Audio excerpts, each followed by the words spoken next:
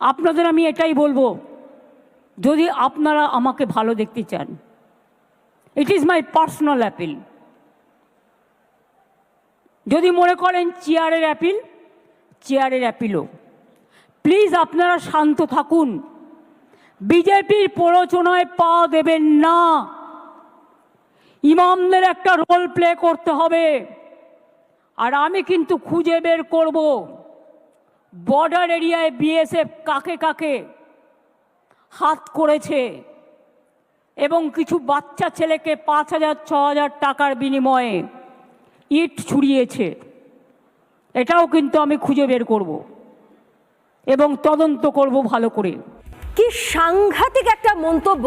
এবং আজকে জলের মতো আমার পরিষ্কার মনে হচ্ছে যে রাজ্যের প্রাক্তন মুখ্যমন্ত্রী মমতা বন্দ্যোপাধ্যায় তার ব্যক্তিগত ক্ষমতার জন্য, তার চেয়ারের ক্ষমতার